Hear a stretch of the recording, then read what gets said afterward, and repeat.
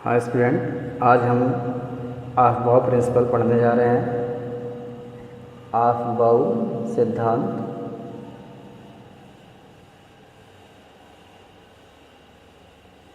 Aufbau सिद्धांत या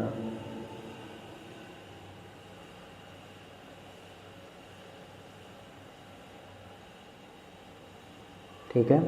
तो अफबाऊ क्या है, देखो ये अफबाऊ जो है एक जर्मन भाषा का शब्द है। अफबाऊ ये एक जर्मन शब्द है, ठीक है। ये एक जर्मन शब्द है और इसका अर्थ होता है रचना करना। अफबाऊ का अर्थ होता है रचना करना, ठीक है। तो अफबाऊ क्या है, ये किसी वैज्ञानिक का नाम नहीं है, याद रखिएगा इसको, ठीक है। ये किसी वैज्ञानिक का नाम नहीं है। अफबाऊ अफबाऊ एक ग्रीक शब्द है, जर्मन शब्द है और इसका अर्थ होता है रचना करना, ठीक है। तो परमाणुओं के जो सबसेल होते हैं उसमें इलेक्ट्रॉन जो होते हैं वो अफबाऊ नियम के अनुसार भरे जाते हैं। अब ये नियम क्या है, थोड़ा इस नियम को देखते हैं। इस नियम के अनुसार, इस नियमानुसार हम ये कह सकते हैं कि परमाणुओं के जो उपकोष होते हैं अर्थात एसपीडीएफ, तो परमाणुओं के उपकोषों में इलेक्ट्रॉन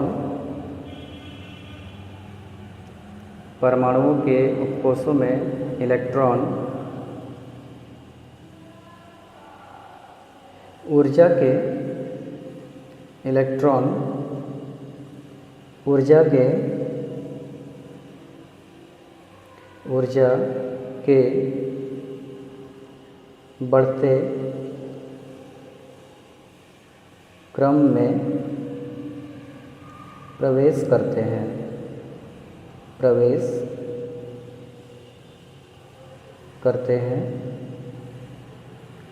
तो अफबाऊ नियम या अफबाऊ सिद्धांत क्या है कि पहली चीज़ तो यह है कि अफबाऊ जो है जर्मन भाषा का एक शब्द है, ठीक है, और ये किसी वैज्ञानिक का नाम नहीं है, ये याद रखिएगा।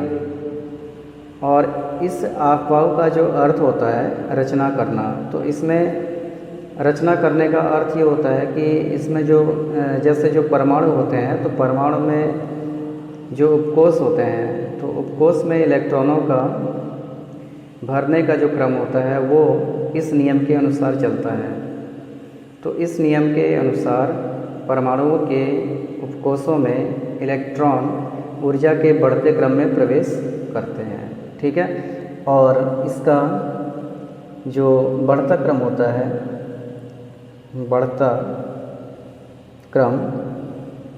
इलेक्ट्रॉनों के ऊर्जा स्तर का बढ़ता क्रम, पहले 1s में इलेक्ट्रॉन प्रवेश करते हैं, फिर 2s में, 2p में, ठीक है। 2p के बाद आपका 3s आता है, 3s के बाद आपका 3p आता है, 3p के बाद 4s है, फिर 3d है, 3d के बाद आपका 4p आता है, 4p के बाद 5s आता है, फिर आपका 6s आएगा, फिर 4f आएगा, फिर आपका 5d आता है, फिर 6p आता है, 6p के बाद 7s आता है, 7s के बाद आपका 5f के बाद 6d, ठीक है। तो हो सकता है कि आपको ये याद रखने में दिक्कत हो, तो इसके लिए एक मैं आपको ट्रिक बता रहा हूँ, उसकी हेल्प से आप इसे याद कर सकते हैं। सबसे पहले आप 1s लिख लो, फिर एक स्पेस छोड़ करके यहाँ पर 2s और कुछ दूरी पर आप 2p लिखेंगे। फिर नेक्स्ट आपका 3s 3p और 3d। जैसा कि आपको मैंने बताया था 2p p जो है आपका दूसरे नंबर से, दूसरे क्वांटम नंबर से स्टार्ट होता है, d आपका तीसरे नंबर से स्टार्ट होता है, और ऐसे ही अगला आ जाएगा आपका 4s 4p 4d और एक आएगा आपका लास्ट में यहाँ क्या 4f। और इसी प्रकार से 5s 5p 5d 5f 6s 6p 6d और 7s। ठीक है, अब देखिए क्या किया जाता है। इसके बाद हम इसमें क्या करते हैं, इस तरीके से आपको लाइन खींच देनी है सभी के साथ।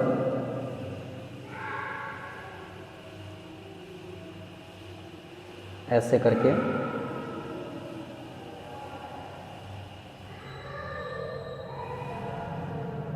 ठीक है, एक विकर्ण जैसा एक लाइन आपको तिरछी लाइन खींचनी है इनको मिलाते हुए।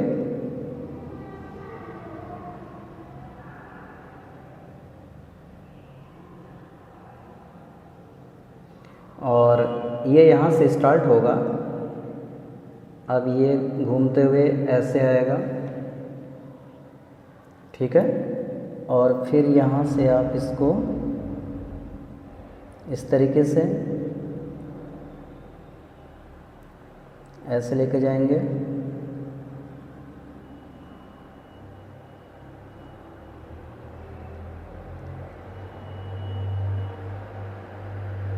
तो यहाँ आप देख पा रहे होंगे जो आपको, जो ऊपर आपने लिखा है, ठीक है, जो ऊपर हमने लिखा है वही वाली ऊर्जा का बढ़ता क्रम आपको वैसे ही मिलेगा।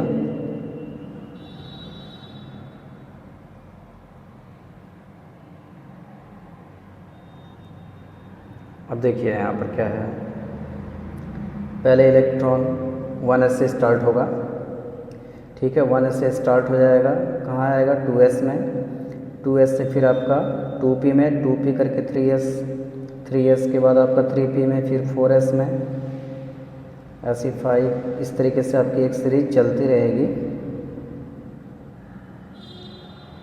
अब अगर आप गौर से देखें, देखो भाई आपका सबसे पहले 1s है, तो 1s यहाँ आपको यहाँ पर 1s दिख रहा है, 1s के बाद ये 2s में जाएगा, 2s के बाद 2p में, 2p के बाद 3s में, 3s के बाद 3p में, और 3p के बाद 4s है, तो 4s आपका हो गया। 4s के बाद आपका 3d में आएगा, 3d हो गया। और नेक्स्ट आपका देखो 3d के बाद 4p है, तो 4p, 5s 5s 5s के बाद किस में आ गया 4d में। ठीक है, एक मिनट, 4d शायद हमने यहाँ पर लिखना भूल गए हैं, 4d होगा यहाँ। हाँ, तो थोड़ा यहाँ मिस्टेक हो गया था, लिखना हम भूल गए। फिर से देखिए 1s हो गया आपका, उसके बाद 2s में जाएगा इलेक्ट्रॉन, उसके बाद 2p में जाएगा, फिर 3s में जाएगा, तो 2p 3s हो गया। उसके बाद 3p में, 3p आपका देखो यहाँ 3p हो गया, 3p के बाद 4s हो गया, 4s हो गया, फिर 3d में आ गया, फिर 4p में आ गया, फिर 5s आ गया आपका, 5s के बाद आपका 4d में आएगा, तो 5s के बाद 4d हो गया, 4d के बाद 5p हो गया, 5p, फिर 6s के बाद 4f हो गया, फिर 5d हो गया आपका यहाँ से। ठीक है, 5d के बाद आपका आ जाएगा क्या 6p, फिर 7s, फिर 5f, फिर 6d। तो इस तरीके से अगर आप इसको याद कर पा रहे हैं, ठीक है, तो बहुत बढ़िया है। आप ऐसी फिगर बना लीजिए और फिगर के अकॉर्डिंग आप ये पूरा इलेक्ट्रॉनिक विन्यास इस तरीके से लिख सकते हैं। मतलब इलेक्ट्रॉनों का जो प्रवेश है इस तरीके से होता है, पहले 1s में, 2s में, 2p में, 3s में, 3p में, 4s में, इस तरीके से इलेक्ट्रॉन भरे जाते हैं किसी भी परमाणु के उपकोषों में। और इसके लिए एक चीज़ और आपको याद होना चाहिए, क्या? n+l rule. इलेक्ट्रॉनिक विन्यास आप आगे आप इलेक्ट्रॉनिक विन्यास पढ़ेंगे तो उसमें एक चीज़ और है, n+l रूल। ठीक है, n+l रूल का भी इस्तेमाल किया जाता है इलेक्ट्रॉनिक विन्यास को लिखते समय। तो देखो n+l रूल क्या होता है, इस नियम के अनुसार,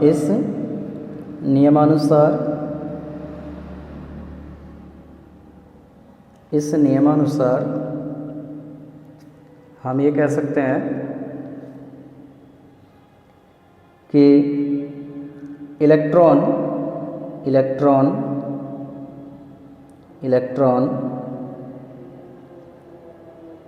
उस उपकोष में पहले प्रवेश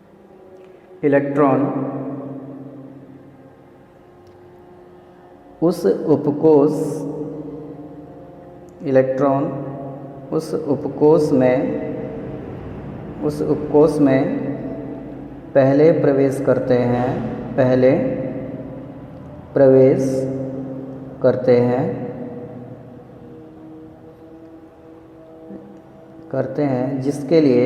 हैं,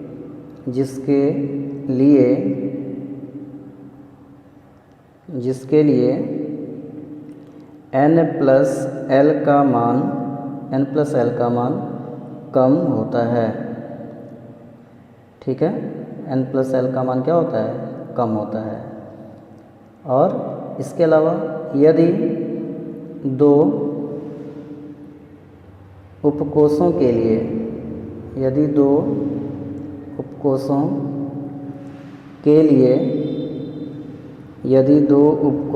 लिए n+l का मान बराबर है तो ठीक है, तो इलेक्ट्रॉन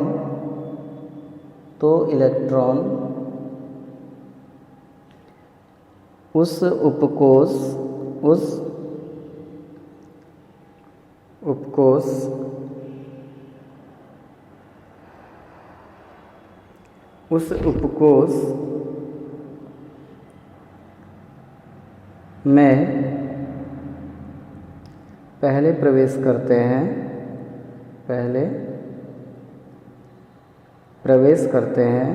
पहले प्रवेश करते हैं,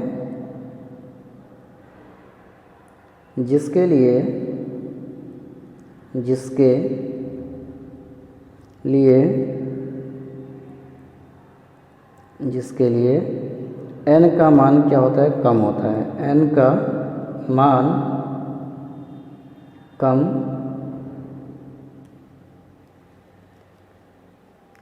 का मान जो है क्या होता है? कम होता है।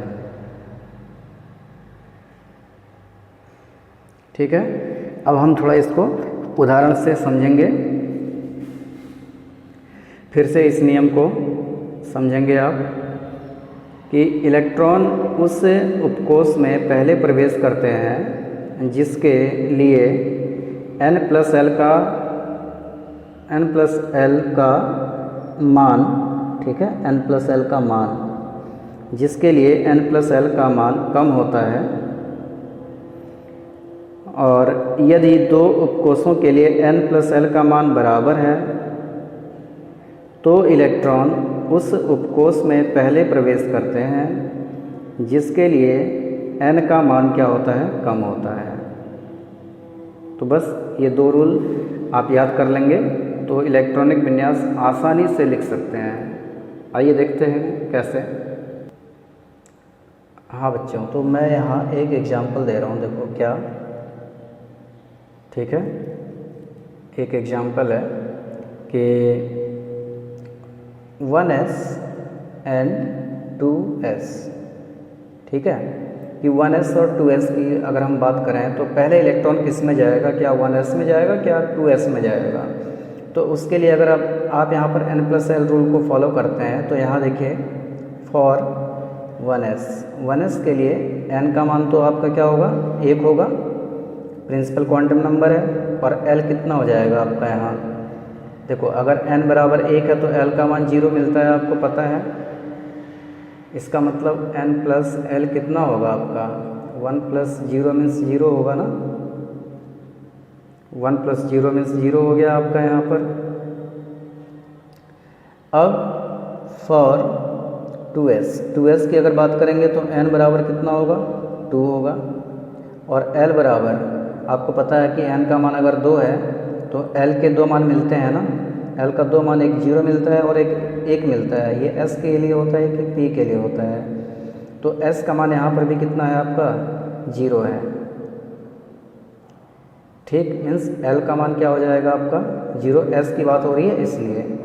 तो यहाँ पर n+l आपको मिलेगा 2 प्लस कितना 0, कितना आ गया, 2 आ गया। तो नियम हमारा क्या कहता है, नियम ये कह रहा है कि अगर n+l का मान कम होता है, ठीक है, तो उसमें इलेक्ट्रॉन पहले प्रवेश करेगा। तो n+l का मान किस में कम है, 1s वाले में कम है ना, इसमें n+l का मान 0 है और इसमें n+l का मान कितना है, 2 है। तो 2 अधिक है, 0 कम है, इसका मतलब पहले इलेक्ट्रॉन किस में जाएगा आपका, 1s में जाएगा, ठीक है। इलेक्ट्रॉन पहले 1s में प्रवेश करेगा, उसके बाद ही आपका 2s में जाएगा। अब इसके अलावा और भी बहुत सारे उदाहरण हैं। इसी प्रकार से देखिए, इसी प्रकार आपका एक ये भी है, 4s और 3d की बात करें कि इन दोनों में इलेक्ट्रॉन पहले किस में जाएगा। तो अगर आप 4s की बात करते हैं तो 4s के लिए आपको n का मान मालूम है 4 है और l कितना है आपका, 4s की बात हो रही है, ठीक है। तो अगर n 4 है तो l के 0, 1, 2 और 3 4 मान प्राप्त होते हैं। ये s है, ये p है, ये d है, ये f है। हमें जो उपकोष दिया है वो s दिया है, तो s के लिए l का मान 0 है, अर्थात यहाँ पर भी 0 हो जाएगा। अब जब n+l आप करते हैं तो n+l का मान यहाँ आपको मिलेगा कितना, 4 + 0 मीन्स कितना, 4। और अगर 3d की बात की जाए तो 3d के लिए, फॉर 3d के लिए n+l क्या हो जाएगा, देखो पहली बात तो n आपका 3 होगा और l कितना होगा, अगर n 3 है तो l के 0, 1, 2 ये 3 मान मिलेंगे ना। तो ये s है, ये p है, ये d है। ऑर्बिटल आपका कौन सा है यहाँ पर, ये जो सबसेल है कौन सा है, d सबसेल है। तो d सबसेल के लिए यहाँ पर l का मान आप देख रहे हैं कितना है, 2 है, तो इसकी वैल्यू कितनी आएगी, 2 आएगी। तो यहाँ पर n+l कितना आएगा आपका, 3 + 2 आएगा, 3 + 2 मीन्स 5। अब यहाँ पर अगर आप देखें तो सबसे कम n+l का मान कम कौन सा है, 4s के लिए है ना। 3d के लिए तो n+l का मान कितना आ रहा है आपका, 5 आ रहा है, अधिक है। इसका मतलब हम ये कह सकते हैं, इसलिए यहाँ पर जो इलेक्ट्रॉन होगा वो किस में पहले प्रवेश करेगा, इलेक्ट्रॉन पहले 4s में जाएगा, 4s में जाएगा, ठीक है। भले ही ये बात अलग है कि जो बाहरी सेल है वो तो आपका चौथा है, ठीक है, लेकिन इलेक्ट्रॉन पहले आपका 4s में जाता है, 4s के बाद आपका 3d में इलेक्ट्रॉन प्रवेश करेगा। तो ये n+l रूल है, इसको भी आपको देखना है और इसके अनुसार हम क्या करेंगे, इलेक्ट्रॉनिक विन्यास निकालेंगे। आपको पता है एक से जो आपका एलिमेंट है, ठीक है, 118 एलिमेंट टोटल आपको ज्ञात हैं। तो यहाँ आपको 118 के 118 एलिमेंट्स का अभी इलेक्ट्रॉनिक विन्यास नहीं लिखना है। तो इससे पहले पिछली कक्षा में आपने बोरबरी के अकॉर्डिंग आपने देखा था इलेक्ट्रॉनिक विन्यास कैसे लिखते हैं। और हम यहाँ पर जो इलेक्ट्रॉनिक विन्यास लिखेंगे आफ-बाउ प्रिंसिपल के अनुसार लिखेंगे। ठीक है, तो अभाव प्रिंसिपल के अनुसार जब इलेक्ट्रॉनिक विन्यास लिखते हैं तो हम किस तरीके से लिखेंगे इसको हमें देखना है। तो हम यहाँ जरा इलेक्ट्रॉनिक कॉन्फ़िगरेशन की बात कर लें। इलेक्ट्रॉनिक कॉन्फ़िगरेशन अकॉर्डिंग टू अभाव प्रिंसिपल। तो सबसे पहले अगर आप हाइड्रोजन की बात करते हैं, लेकिन उससे पहले, ठीक है, उससे पहले हमें ये सीरीज जो है इसको याद रखना पड़ेगा कि इलेक्ट्रॉन पहले 4s में एंट्री करेगा, 1s में, 1s के बाद आपका 2s में जाएगा, 2s के बाद आपका 2p में जाएगा, फिर आपका 3s में जाता है, 3p में जाता है, 4s में जाता है, 3d में जाता है, 4p में जाता है, 3d के बाद 4p आ गया, 4p के बाद आपका 5s आएगा। ठीक है, 5s के बाद आपका आ जाएगा 4d, 4d के बाद आपको मिलेगा क्या 5p, 5p के बाद 6s, 6s के बाद 4f, फिर 5t, फिर 6p, 6p के बाद 7s, 7s के बाद 7f, 7f के बाद 5f और लास्ट में 6d। तो इतने में ही आपका इलेक्ट्रॉनिक विन्यास लगभग कंप्लीट हो जाता है। आइए देखते हैं कुछ एलिमेंट्स का। हाइड्रोजन, हाइड्रोजन को आप इस तरीके से लिख सकते हैं 1H1। ठीक है,